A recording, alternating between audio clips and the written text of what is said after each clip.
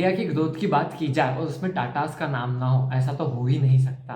तो टाटा ने कैसे अपना इतना बड़ा बिज़नेस एम्पायर खड़ा किया है और अपने ऑलमोस्ट हर एक सेक्टर में अच्छे से अच्छे और टॉप लेवल के प्रोडक्ट्स और सर्विसेज लॉन्च करी है।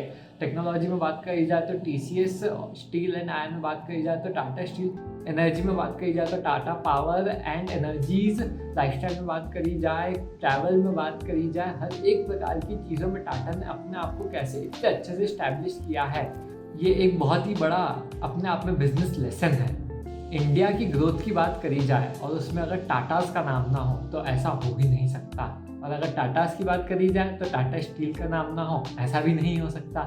तो टाटा स्टील कैसे 1907 में स्टार्ट होकर कैसे टाटा स्टील आज 2.45 लाख करोड़ से भी ज़्यादा का रिवेन्यू टच करके रखा है और मोर देन 90,000 करोड़ से भी ज़्यादा की इनकी एसेट्स हैं। तो टाटा स्टील ने ऐसी क्या स्ट्रैटेजीज यूज़ करी कि ब्रिटिश राज के अंदर भी रहकर टाटा स्टील ने अपने आप को इतना एम्पावर किया।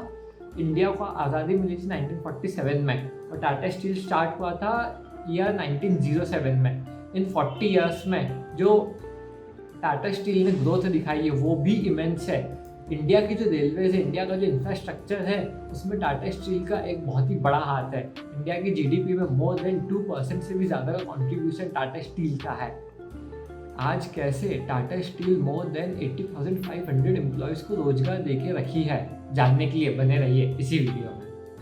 ईयर 1867 में जब सर जमशेदजी टाटा इंग्लैंड में एक लेक्चर अटेंड कर रहे थे, तब प्रोफेसर थॉमस कार्ले ने कहा था कि A nation that understands the value of iron would derive its benefits in gold। अर्थात कि जो भी देश लोहे की कीमत समझ जाएगा वो उसकी कीमत सोने में वसूलेगा। यही चीज़ सर जमशेदजी टाटा को इतनी इंस्पायर करी कि उन्होंने एक iron and steel plant India में लगाने की सोची। उस समय जब इंडिया पूरे के पूरे ब्रिटिश राज के अंदर था, तब भी लगातार 17 ईयर्स तक उन्होंने आयरन के अलग अलग ओर्स फाइंड आउट करवाया अपनी पूरी की पूरी टीम को एंगेज करके।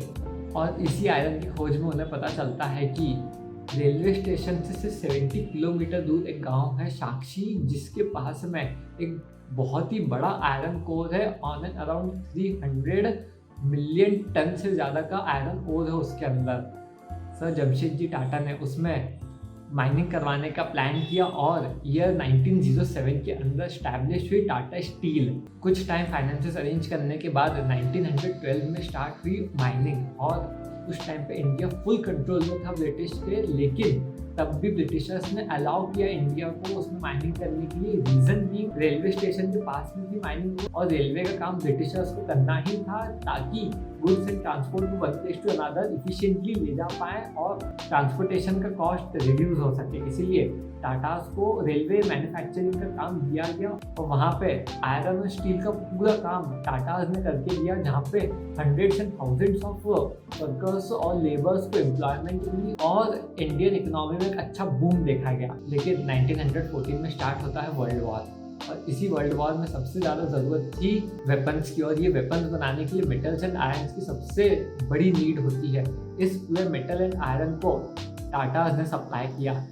बहुत सारे लोग क्वेश्चन करते हैं कि यहाँ पे टाटास ने फुल ब्रिटिशर्स का सपोर्ट किया था वर्ल्ड वॉर में। बहुत सारे लोगों का कहना था कि 1914 में टाटास ने ब्रिटिशर्स को सपोर्ट किया वर्ल्ड वॉर में, लेकिन इसके अलावा टाटास के पास कोई ऑप्शन भी नहीं बचा था। रीज़न बीइंग, अगर टाटा सपोर्ट नहीं करते ब्रिटिशर्स को तो ब्रिटिशर्स पूरी टाटा की माइनिंग और हड़प सकते थे और यहाँ पे टाटा का पूरा बिजनेस एम्पायर कोलैप्स कर सकता था, क्योंकि ये one of the first companies थी टाटा की जो स्टार्ट हुई थी। कहा जाता है कि मोर देन 3 लाख टन से भी ज़्यादा का आयरन सप्लाई किया था टाटा ने ब्रिटिशर्स को ड्यूरिंग वर्ल्ड वॉर, और उस टाइम पर थाउजेंड्स ऑफ लोगों को एम्प्लॉयमेंट मिली थी टाटा के अंदर।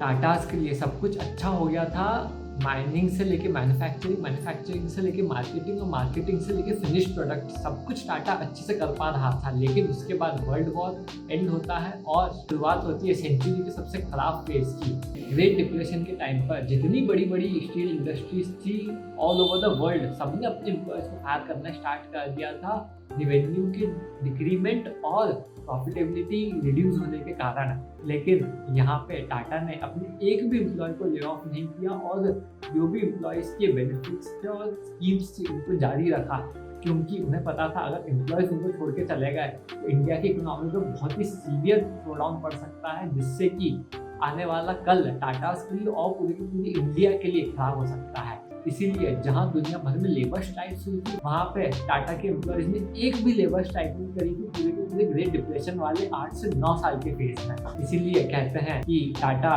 बिजनेस एम्पायर खड़ा करने के लिए नहीं, देश की चैरिटी के लिए भी करता है। आज Tata steel more than 26 countries में ऑपरेट करता है और 7th वैल्यूएबल कंपनी है। यहाँ पर टाटा स्टील ने अपने आप को फॉर्च्यून 500 ग्लोबल की लिस्ट में भी नाम दर्ज करवा लिया है। इंडिया का सेकंड लार्जेस्ट मैन्युफैक्चरर और वर्ल्ड का 10th लार्जेस्ट मैन्युफैक्चरर है स्टील का टाटा स्टील्स। तो कैसे टाटा स्टील आज अपने आप को इतने अच्छे से सस्टेन कर पा रहा है, इसके कुछ कोर मेन प्रिंसिपल्स हैं, जिसमें से पहला है एम्प्लॉयज़ को सस्टेन करना।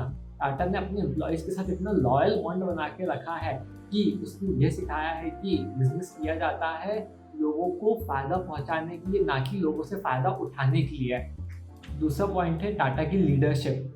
जहाँ बड़े बड़े लीडर्स डिक्टेटरशिप को उतर जाते हैं जब कंपनीज बहुत मास स्केल पे ग्रो करती है, वहीं टाटा के लीडर्स ने इसे पूरा का पूरा ऑर्गेनाइज्ड फॉर्म में चीज़ों को इतना प्रोसेसेस और सिस्टम्स में डिवाइड करके रखा है कि आज ऑल ओवर टाटा में 10 लाख से भी ज़्यादा एम्प्लॉयज़ काम करते हैं।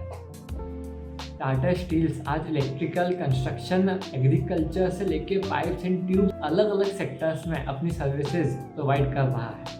प्रॉफिट्स को मैक्सिमाइज करना और एक्सपेंसेस को मिनिमाइज करना, यही टाटा की सबसे बड़ी स्ट्रैटेजी रही है कि आज टाटा के लिए प्रॉफिट निकालना कोई बड़ी बात नहीं रह गई है।